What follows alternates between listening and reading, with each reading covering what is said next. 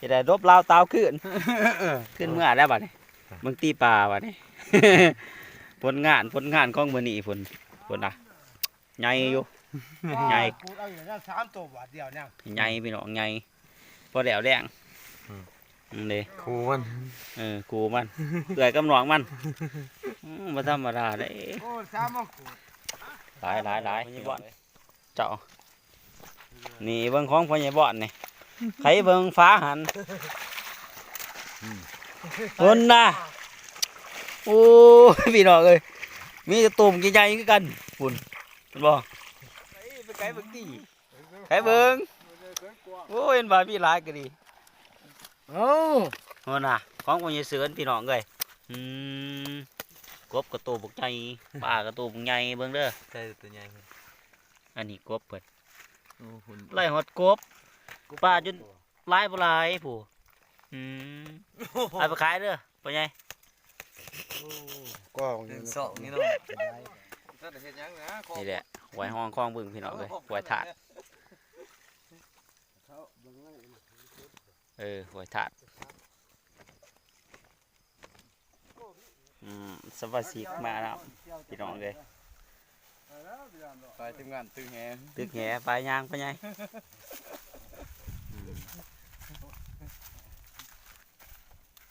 สบายดีพ่อแม่พี่น้องเลยวันนี้ก็มาบ้านแหอยู่ไอ้ถักนี่เห็นบ่กำลังเอาลางกัดไว้พี่น้องกำลังสิไ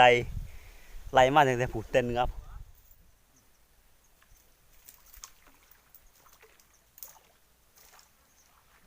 ของไฟเนี่ยของเจ้าบ้านนี่พ่อใหญ่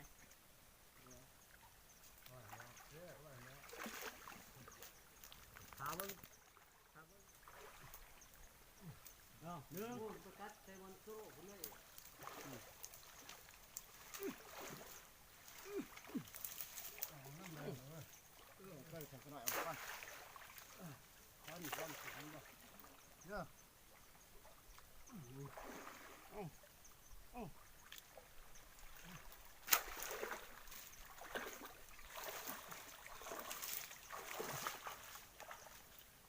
ใส่ตุ๊กแก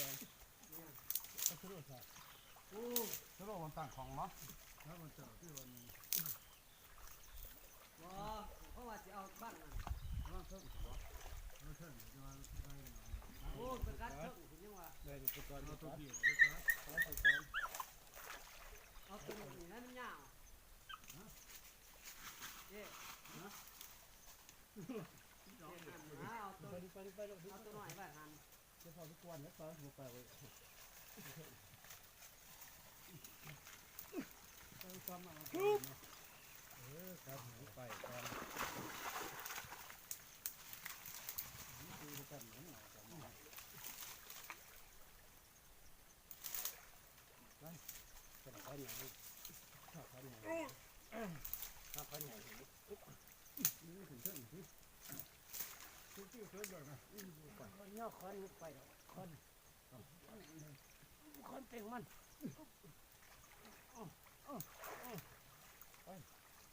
ไปหอยเนาะ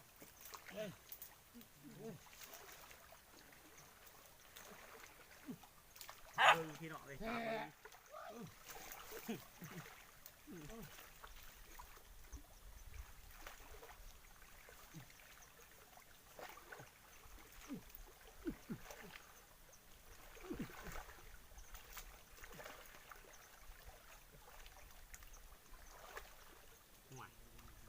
ไป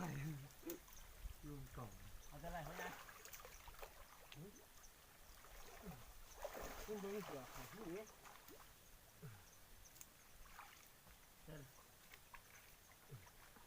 เราไปกลางเทิงหมดทุกวัน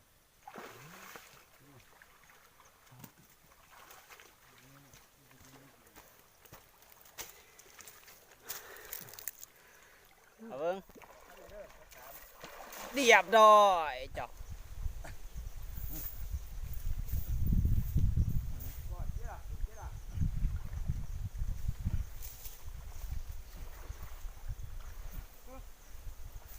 สักหลอดออกไปแล้วประเชื่อมหน่อย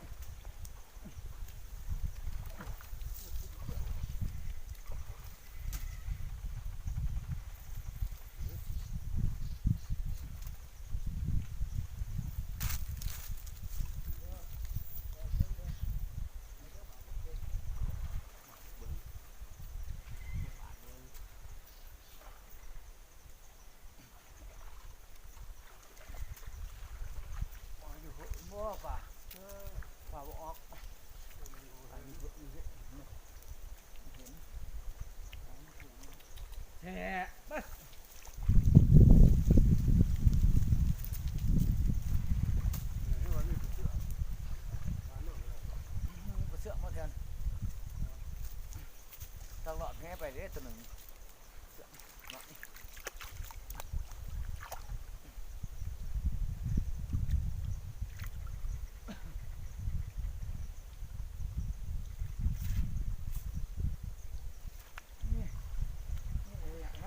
ต่ำหน่อยสิ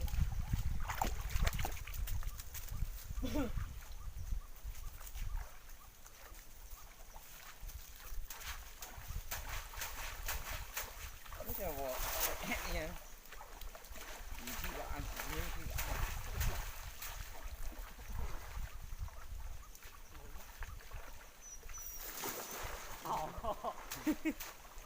ไม่ได้ฟังเหรอเดี๋ยวต่อฟัง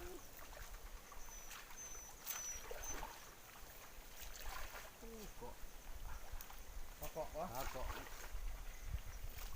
ลั่งไปแล้วบ้านที่ทั้งนี้จะอ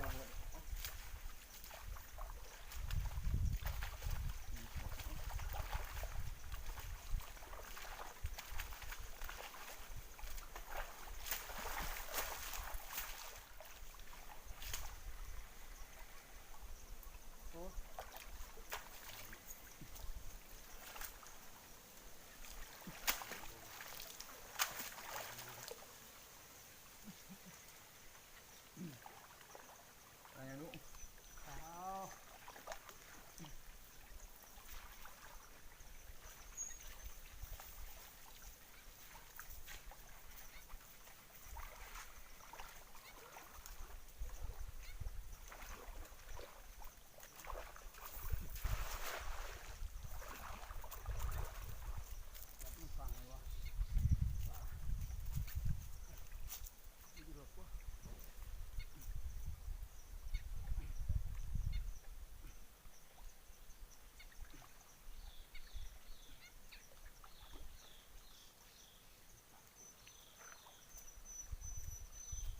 คนนึงเหรอ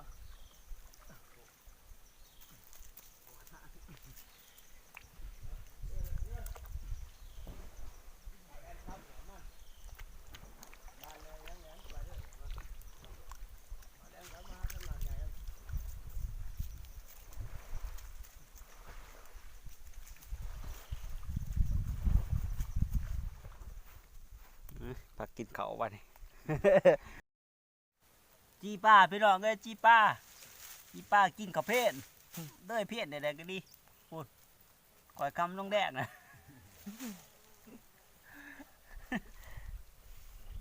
ก่อยคำลงแดกนะ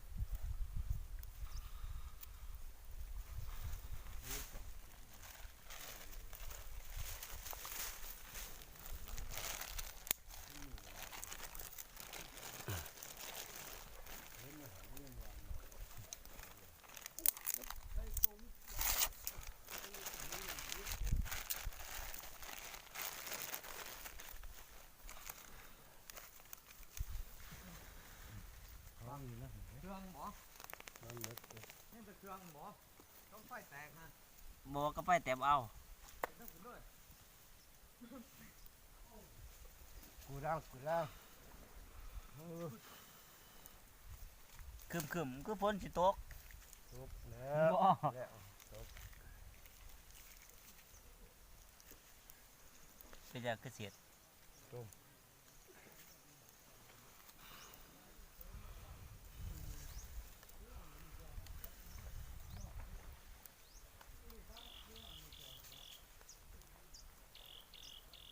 คะแนนอยู่กับกู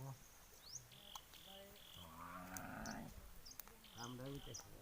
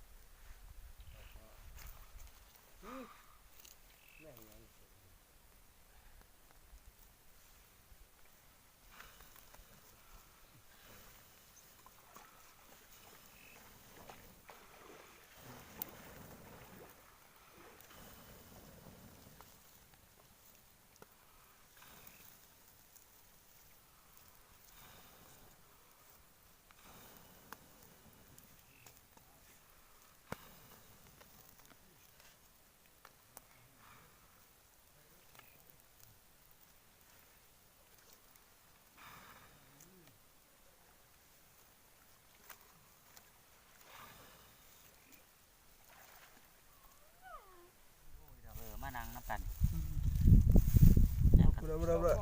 เขาไปได้แล้วเปื่อนบ่เปื่อน จะบอกคอยสารมั้ง เปื่อนบ่เปื่อนคือกันโอ้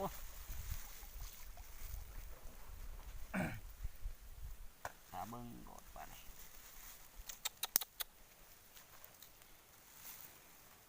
นี่แก้วนี่ลูกมาป่นใส่กันอ่ะนี่แก้ว คนจะหาตัวดีเลยแหงทงขาดด้วย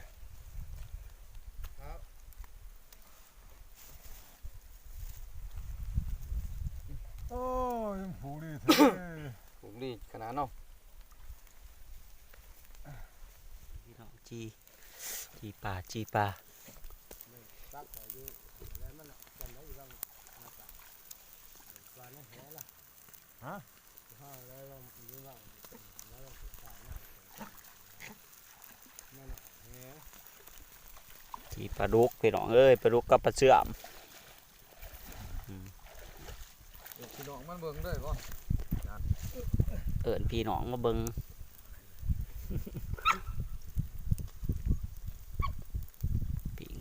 ปิ่งปลาเอาจีปลา ปลาสามตัว ปลาดุกปิ่งปลาดุกส่วนได้ก็มีแต่ปลาดุกเนาะเอาออกแน่ปิ่งอยังไงพวกเขาให้มันกินเดือดอยู่หันบ่ปีคนได้ปลาเก่งหลายพอใหญ่เสิน แค่ปลากวาง บ่พอใหญ่เสินแม่นบ่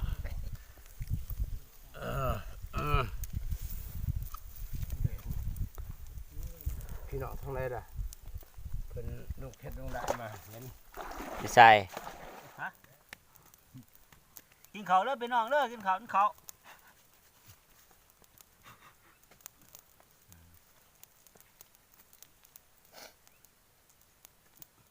มาที่ไหนมาเนี่ยแล้วมาคืออยาก อยากให้เขาอ่ะนะเจ็บ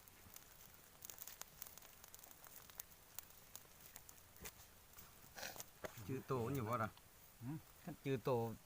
กี่โตมันน่ากินโดดยำหัวมันโดดโผล่ทั่ว เขามัน อย่างของเก่านะเป็นน้ำใจมัน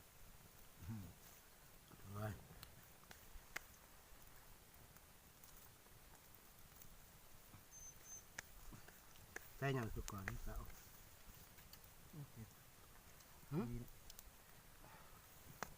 มีพอสูตะบะขามจีบะขามมืดเปลือกมืดง่ายกว่า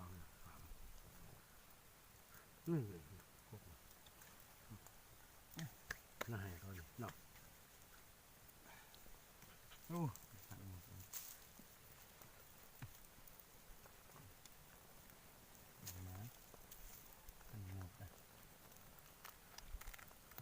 ปวดข้าว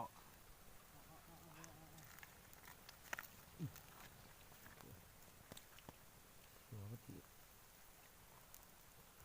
ช่วงเรื่อง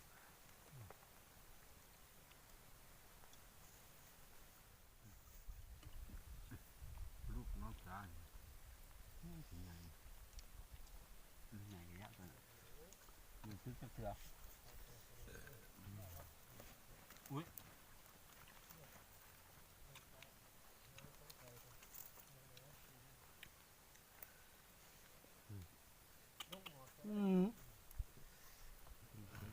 น้ำเต้ายังอ่องขึ้นนอนอยู่เทั้งเทียมตูบเด้ออย่าคนมาเพาะเด้อโอ้ขางเนี่ยขาม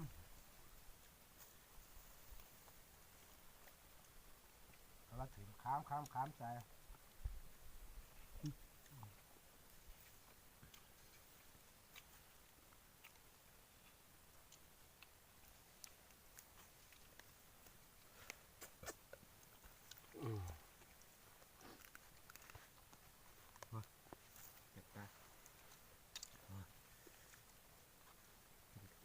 นั่งอยู่นะไม่ใช่ไหนก็กิน ไปยังเนี่ยมันเกาะเกาะ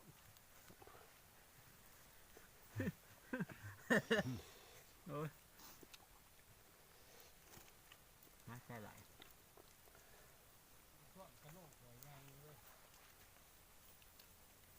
ป้าลาย